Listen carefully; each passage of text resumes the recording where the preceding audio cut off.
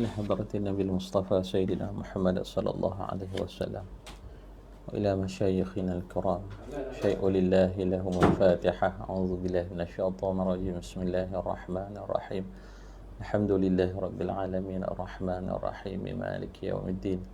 إياك نعبد وإياك نستعين. اهدنا الصراط المستقيم صراط الذين أنعمت عليهم غير المغضوب عليهم ولا الضالين. آمين. بسم الله الرحمن الرحيم. السلام عليكم ورحمة الله وبركاته. الحمد لله رب العالمين وبه نستعين على أمور الدنيا والدين. اللهم صل على نور الأنوار سر الأسرار وترياق الأغيار مفتاح باب اليسار سيدنا محمد المختار وآله الأطهار وأصحابه الأخيار عدد نعم الله وإفضاله. اللهم انفعنا بما علمتنا وعلمنا ما ينفعنا وزدنا علما. رب اشرح لي صدري ويسر لي أمري واحلل عقدة من لساني يفقه قولي. ولا حول ولا قوة إلا بالله العلي العظيم. وبعد. Alhamdulillah, puji dan syukur kepada Allah Subhanahu wa taala yang dengan izin Allah Subhanahu wa taala dan nikmat yang tidak putus-putus yang Allah Subhanahu wa taala kurniakan kepada kita, sehingga hari ini dapat kita bernafas di muka bumi Allah Subhanahu wa taala dalam nikmat iman dan Islam yang Allah Subhanahu wa taala anugerahkan kepada kita, dan sudah tentunya keduanya merupakan nikmat yang terbesar bagi kita yang wajib kita syukuri, dan dari masa ke semasa perlu kita menyuburkan keimanan kita kepada Allah Subhanahu wa taala, yang mana salah satu jalannya adalah melalui kita mendengar hadis-hadis baginda Nabi sallallahu alaihi wasallam, dan daripada program-program tazkirah yang membantu menghidupkan jiwa kita, menyuburkan keimanan kita, mendekatkan kita kepada Allah Subhanahu wa taala. Maka dengan nikmat yang Allah Subhanahu wa taala kurniakan, kita gunakan antaranya nikmat kesihatan dan nikmat kelapangan yang Allah Subhanahu wa taala kita gunakan untuk berbuat taat kepada Allah Subhanahu wa taala. Dan alhamdulillah, pada malam ni kita akan tengok sama-sama hadis yang ke-22 melalui buku 40 hadis penawar hati. Kita tengok hadis yang diletakkan tajuk oleh penyusun hafizahullah taala, mata'ahullah bisihhatil wal afiyah.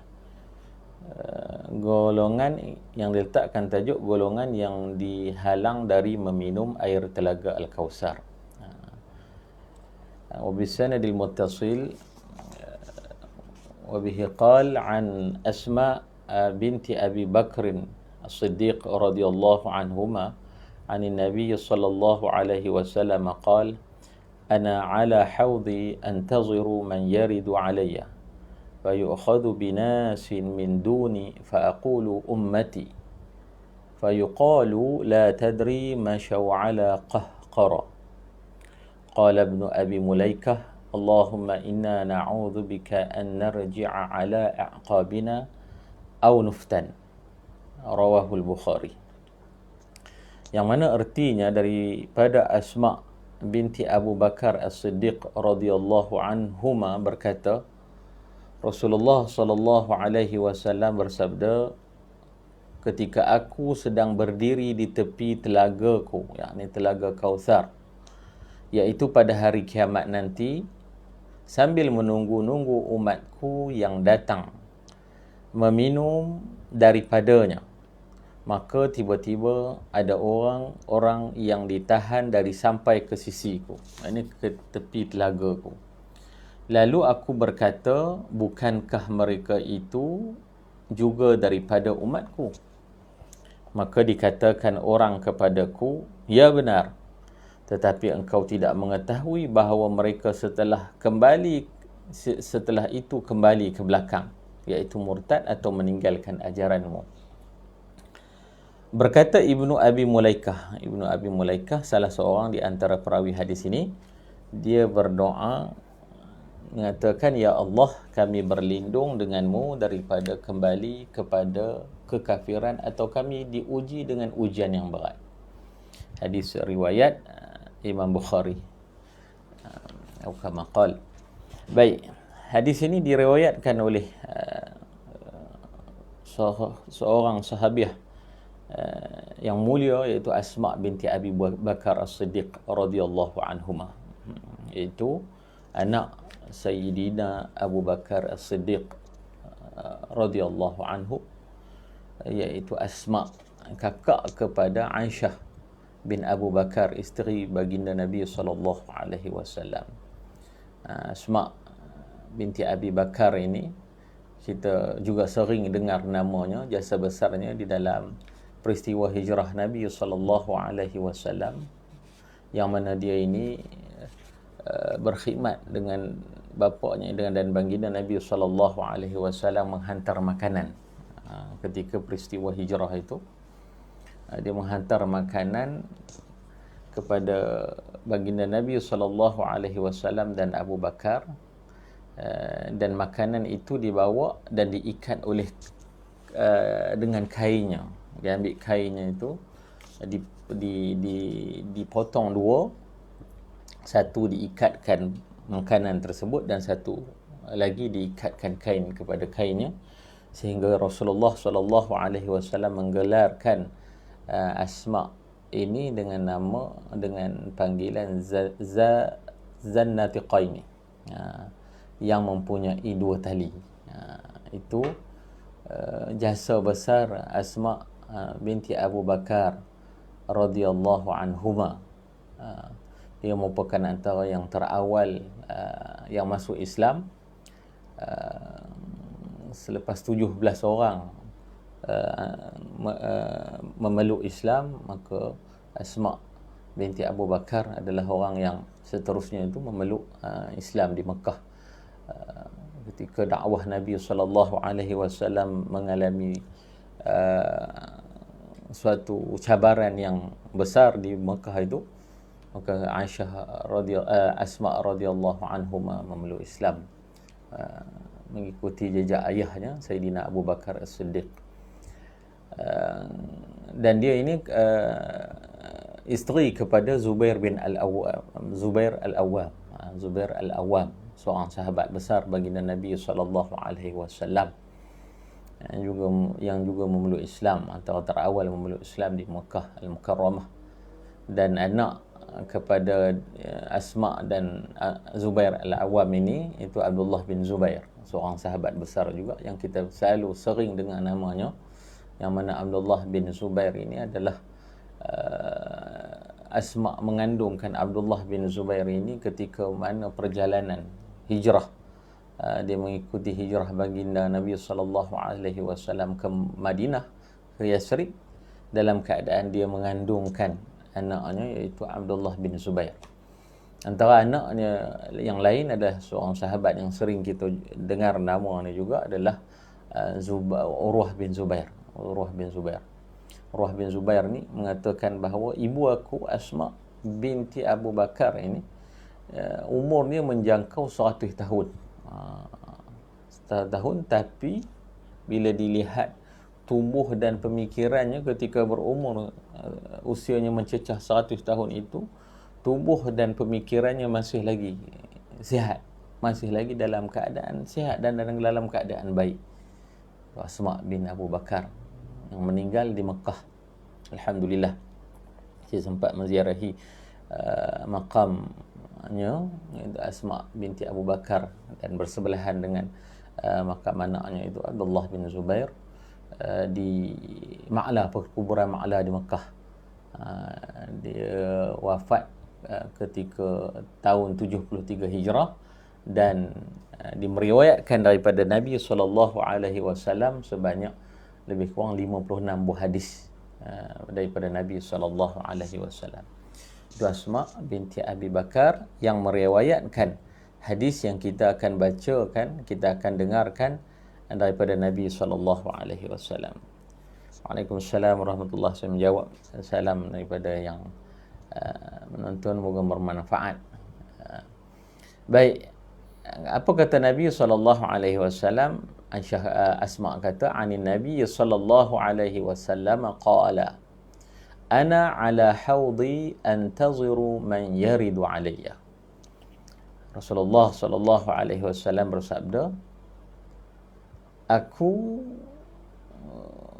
berdiri di tepi telaga Haudi, telaga Kausar, telaga yang Allah Subhanahu wa taala kurniakan kepada baginda Nabi SAW di akhirat nanti.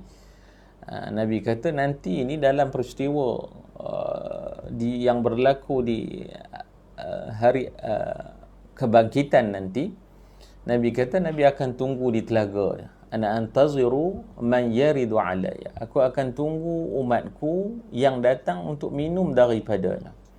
Dalam kekalutan yang berlaku di mahsyar nanti, maka kita akan dahaga yang terlampau, dan kita akan mencari sumber-sumber yang untuk menghilangkan dahaga kita.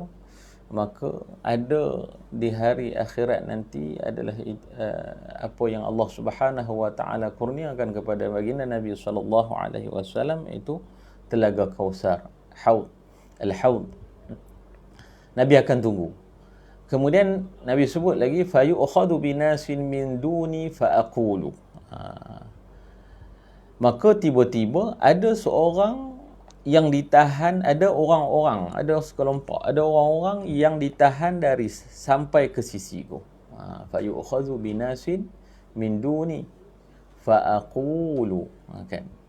Maka aku katakan, setelah aku tengok ada yang terhalang daripada untuk sampai kepada aku, maka aku katakan, bukankah ummati, aku katakan ummati, ini bukankah ini umat aku, itu kenapa dihalang untuk sampai kepada aku? Maka fayuqalu, maka akan dikatakan kepada Nabi SAW, malaikat akan berkata kepada Nabi SAW, la tadri masyau ala qahqara. Engkau tak tahu, ya Rasulullah, engkau tak tahu orang-orang ini setelah daripada mereka memeluk Islam, mereka berpaling. Masyau ala qahqara. Engkau tak tahu bahawa mereka setelah itu kembali ke belakang. Itu apa maksud kembali ke belakang? Murtad ataupun meninggalkan ajaranmu. Itu yang dihalang untuk sampai kepada telaga baginda Nabi SAW. Maka yang meriwayatkan hadis ini, Abi Mulaikah, dia doa apa? Bila dengar hadis ini, bila diriwayatkan hadis ini, dia seorang perawi daripada hadis ini, dia doa kepada Allah Subhanahu wa taala, Allahumma inna na'udzubika an narji'a ala a'qabina au nuftan. Ya Allah, kami berlindung denganmu daripada kembali kepada kekafiran, atau kami diuji dengan ujian yang berat. Atau kama qal, hadis riwayat Bukhari.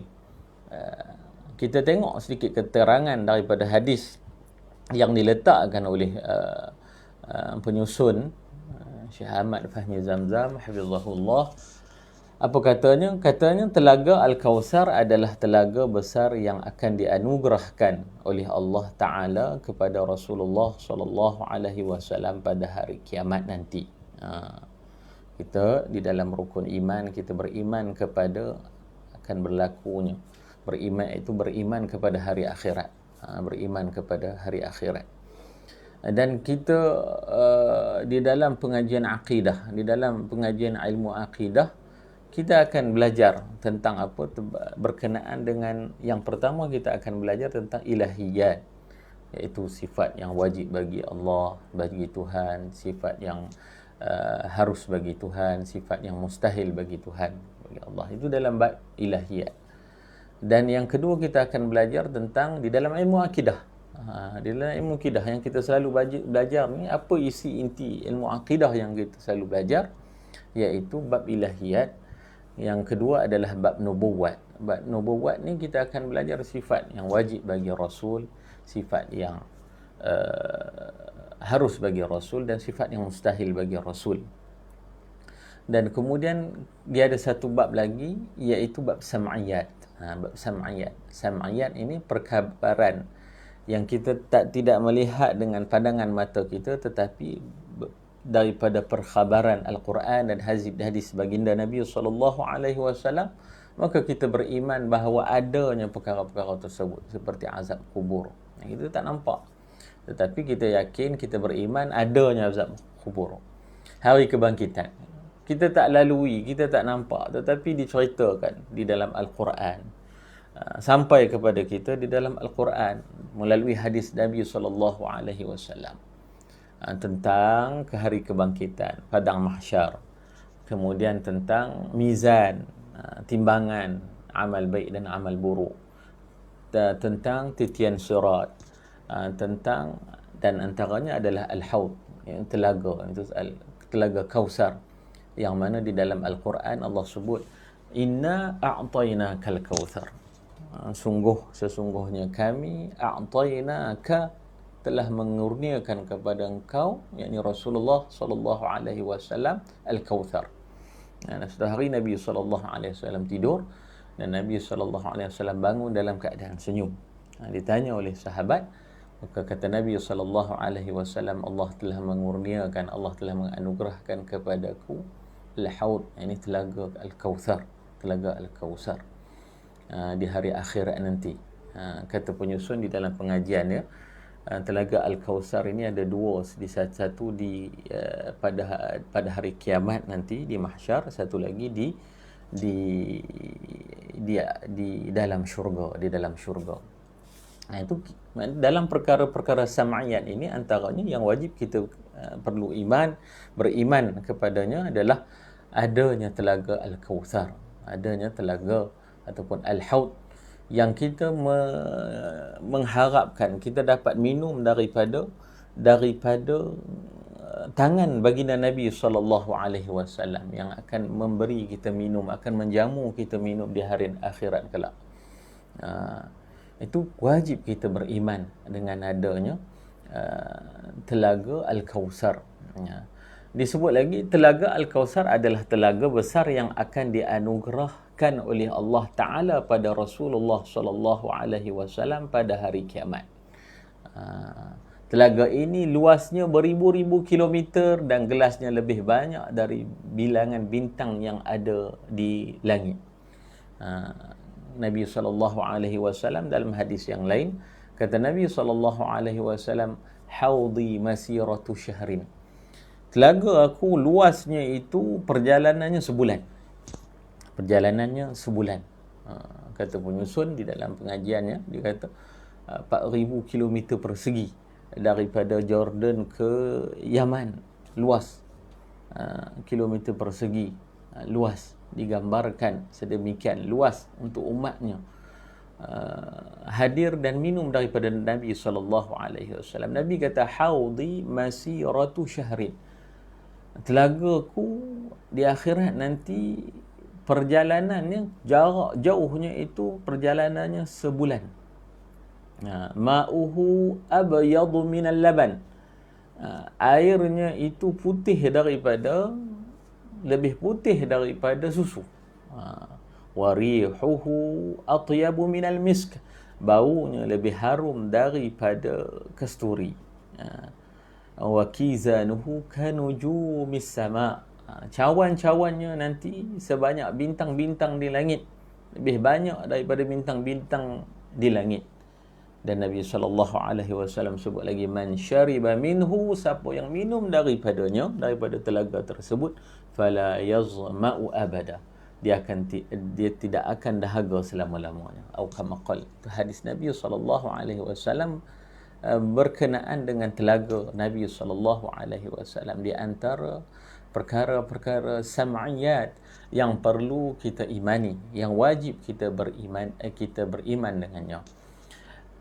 Kemudian disebutkan lagi, barang siapa yang sudah minum daripadanya walaupun hanya satu teguk sahaja, ia tidak akan merasai kehausan buat selama-lamanya.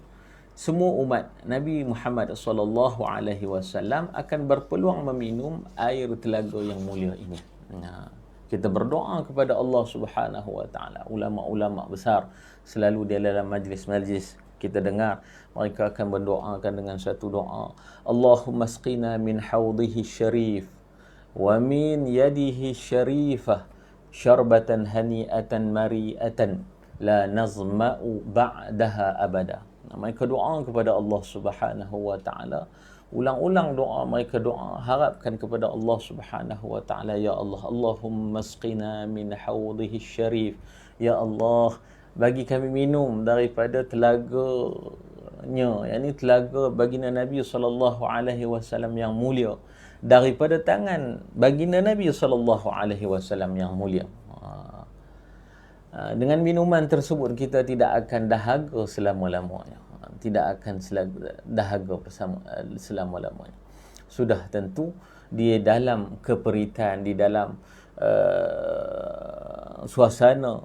suasana huru-hara kebangkitan mahsyar nanti, alangkah indahnya kita akan jalan bersama-sama menuju kepada telaga Al-Kausar ini, dan kita akan melihat wajah mulia baginda Nabi sallallahu alaihi wasallam yang menanti-nanti akan kita hadir ke telaga tersebut. Tidak cukup dengan itu, baginda Nabi sallallahu alaihi wasallam menjamu kita dengan tangannya yang mulia, dia menjamu kepada kita minuman-minuman daripada telaga Al-Kausar yang telah disebutkan. Alangkah betapa indahnya suasana sedemikian. Kita sebagai umat Nabi sallallahu alaihi wasallam, kita dapat lihat wajah Nabi sallallahu alaihi wasallam ketika itu pun dah melegakan kita. Dah suatu saat memandang wajah Nabi sallallahu alaihi wasallam yang kita nantikan, yang kita rindukan baginda Nabi sallallahu alaihi wasallam. Maka di hari akhirat kelak kita akan melalui satu suasana tersebut yang indahnya itu tidak dapat kita gambarkan, dan kita kena selalu berdoa agar sentiasa berada di dalam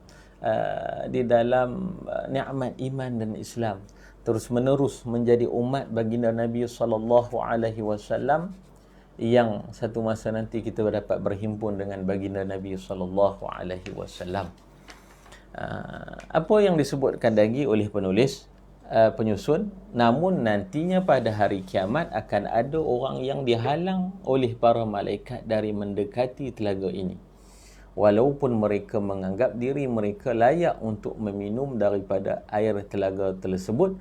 Dan Rasulullah sallallahu alaihi wasallam sendiri sebelum mengetahui hakikat perbuatan mereka yang sebenarnya merasakan bahawa mereka juga layak untuk meminum dari telaga mereka. Kasihnya Nabi sallallahu alaihi wasallam kepada umat ini menanti-nanti agar semua umatnya dapat minum daripada telaga Kausar nanti.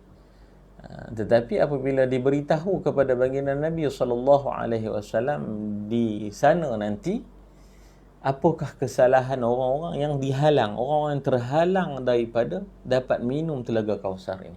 Itu kita takut.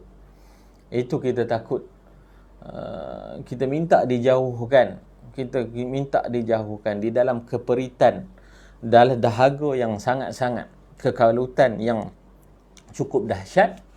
Tiba-tiba kita terhalang untuk meneguk air daripada telaga Kausar yang akan menghilangkan dahaga kita selama-lamanya. Apatah lagi terhalang kita daripada memandang wajah baginda Nabi sallallahu alaihi wasallam. Itu cukup kita takut.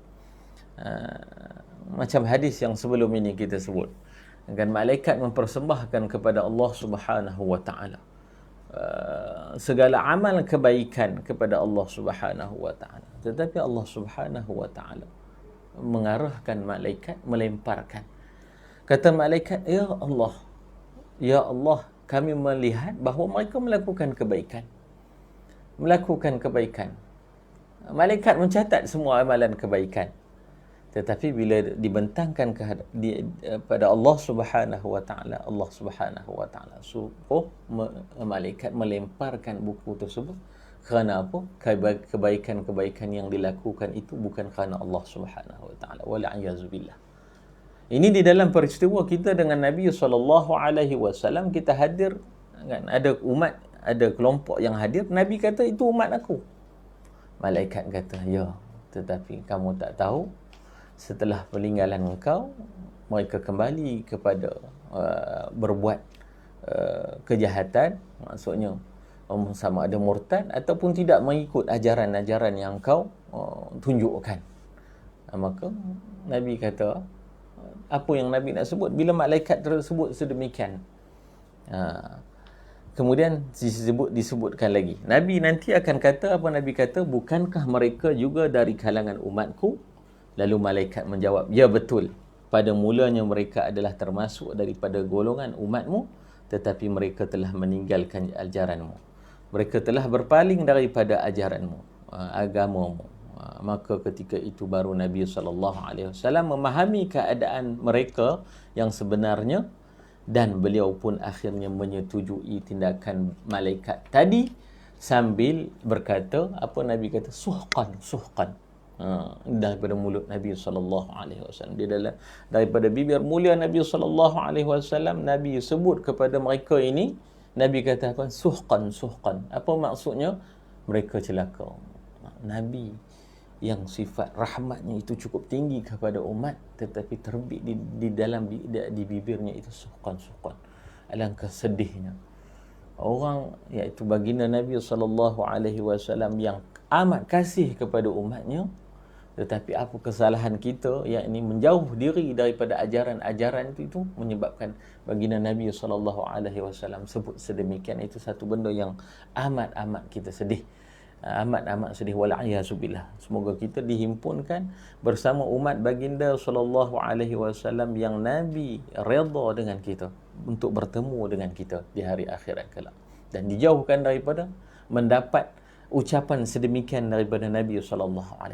Suhqan. Mereka celaka, itu maksudnya. Mereka layak untuk diusir daripada telagaku. Wala'iyyazubillah. Kemudian disebutkan lagi betapa sialnya golongan ini. Rasanya teramat malu sekali di hadapan khalayak ramai di tengah-tengah padang mahsyar yang merupakan tempat perhimpunan seluruh manusia daripada zaman Nabi Adam alaihissalam sampai ke generasi yang terakhir sekali. Mereka ini dimalukan sedemikian oleh baginda Nabi SAW, penghulu para nabi. Kita apabila kalau orang tertinggi di dalam negara ini sebut di hadapan khalayak ramai dengan kata-kata menghalau kita pun, itu sudah tentu kita akan malu. Ini apatah lagi ini baginda Nabi SAW. Wa'alaikumsalam. Dia sebutkan lagi, ya, apa boleh buat kalau itu adalah dari perbuatan mereka sendiri. Mereka mengaku sebagai orang Islam, tetapi amal perbuatan mereka bertentangan dengan ajaran Islam itu sendiri. Orang Islam, tetapi dari segi pengamalan hidup tu jauh daripada kehidupan sebagai seorang Islam. Dengan solatnya itu diabaikan, dengan rasuah itu diamalkan, dengan halal haram itu bercampur-campur di dalam kehidupan seharian, menikmati kehidupan, keseronokan di dunia ini tanpa batas. Tetapi nama Islam, itu kita takut. Sebab itu kita di dalam kehidupan harian kita, sebab itu kita berhajat kepada tazkirah, peringatan-peringatan. Setiap hari kita berhajat, kita memerlukan tazkirah, peringatan-peringatan. Dengarnya kita kepada hadis Nabi SAW, bacaan-bacaan Al-Quran, merenung, mentadabbur makna-makna ini, guna sebagai apa? Sebagai panduan dan sebagai nak ingat kepada kita. Kita ini hidup kat dunia tak lama. Dan satu hari Allah Subhanahu Wa Taala jemput kita. Dan di antara perkara sam'iyat yang kita beriman dengannya adalah langkah pertama yang kita tak tahu bila masanya akan tiba, iaitu alam barzakh. Seseorang yang merasakan diri dia itu esok boleh hidup, belum tentu. Belum tentu. Ramai yang beranggapan bahawa esok masih ada. Tetapi ramai yang kita lihat antara orang yang mengharapkan bahawa esok masih ada itu, dan keesokan malamnya itu kehidupannya di barzakh. Allah sebut tentang barzakh ini, wa min waraihim barzakhun, wa min waraihim barzakhun ila yaumi yub'atsun. Ada satu kehidupan setelah kita mati, ini adalah kehidupan barzakh, iaitu tempoh sehingga kita dibangkitkan oleh Allah Subhanahu Wa Taala. Nak tempuh alam barzakh sebelum mahsyar itu pun kita bergantung sangat-sangat kepada amal kebaikan yang kita lakukan di dunia ini. Sebab itu kehidupan yang sementara ini kita berhajat kepada peringatan-peringatan setiap hari untuk kita membetulkan, meluruskan perjalanan kita, cara hidup kita. Nampak tersasar sikit, cepat-cepat kembali kepada hidup secara orang yang beragama. Seorang beragama meyakini bahawa adanya malaikat mencatat amal baik dan buruk kita, beriman kepada hari akhirat, beriman kepada Allah Subhanahu Wa Taala menyaksikan amal perbuatan kita. Kemudian disebutkan lagi, mereka mengaku sebagai umat Nabi Muhammad SAW, tetapi mereka tidak mahu mengerjakan amalan yang diajarkan oleh Rasulullah SAW. Mereka mengaku orang Islam, tetapi mereka tidak mahu sembahyang, tidak mahu membayar zakat, tidak mahu berpuasa dan tidak mahu menutup aurat, dan begitu seterusnya. Kita memohon semoga Allah Subhanahu Wa Taala menguatkan iman kita dan memberikan kepada kita cucuran taufik dan hidayahnya, sehingga kita dapat mengamalkan segala tuntutan agama kita yang suci ini sampai ke hari akhirat, ke akhir hayat, dan mati dalam keadaan beriman kepada Allah Subhanahu Wa Taala. Kita mengharapkan satu masa kita dapat bertemu dengan baginda Nabi sallallahu alaihi wasallam di tegal Telaga Al-Kautsar. Itu doa kita. Doa kita, harapan besar kita di dalam kekalutan mahsyar, kita dapat bertemu dengan Nabi sallallahu alaihi wasallam. Dan di antara cara untuk kita sentiasa hidup kita ini merasakan kehampiran kita dengan Nabi sallallahu alaihi wasallam, dan untuk kita mendapat syafaat bantuan daripada Nabi sallallahu alaihi wasallam adalah salah satunya adalah kita memperbanyakkan selawat kepada Nabi sallallahu alaihi wasallam. Nabi sallallahu alaihi wasallam sebut, man kana akatharuhum alayya salatan, siapa yang banyak berselawat ke atasku, kana aqrabuhum minni manzilatan, maka mereka ini lebih hampir kepadaku nanti, dan dia ada satu kedudukan yang hampir dengan di sisiku. Nabi SAW sebut. Jadi seharusnya kita memperbanyakkan selawat kita kepada Nabi SAW. Selawat yang satu-satu amalan yang tidak ditolak oleh Allah Subhanahu Wa Taala. Kullu amal bainal qabul wal rad. Setiap amal itu berada di antara penerimaan Allah dan penolakan Allah. Illa shalla ala Nabi sallallahu alaihi wasallam, melainkan selawat kepada Nabi sallallahu alaihi wasallam. Selain daripada itu, cara untuk kita mendapat syafaat daripada Nabi sallallahu alaihi wasallam ialah ketika azan berkumandang kita menjawabnya dengan baik, dan setelah itu kita membaca doa yang setelah azan itu, maka itu disebut oleh Nabi sallallahu alaihi wasallam akan mendapat syafaat daripada baginda Nabi sallallahu alaihi wasallam. Moga-moga hadis yang kita bacakan malam ini dapat memberi peringatan kita bersama, dan kita renung bersama tentang apa yang kita akan hadapi di hari akhirat kelak. Sudah tentu kita mohon kepada Allah Subhanahu wa taala dengan doa Allahumma asqina, ya Allah, ya Tuhanku, bagi kami minum ya Allah, min yadihi syarifah, daripada tangan mulia Nabi sallallahu alaihi wasallam, syarbatan hani'atan mari'atan la nazma'u ba'daha abada, suatu minuman yang tidak akan dahaga selepas itu selama-lamanya. Semoga Allah Subhanahu wa taala bimbing kita dengan petunjuk baginda Nabi sallallahu alaihi wasallam yang baik itu daripada Allah Subhanahu wa taala, yang sebaliknya itu daripada kelemahan saya sendiri. Qulu qawli hadza wa astaghfirullahal azim. Sallallahu ala sayyidina Muhammad. Subhana rabbika rabbil izzati amma yasifun wa salamun alal mursalin walhamdulillahi rabbil alamin. Assalamualaikum warahmatullahi wabarakatuh.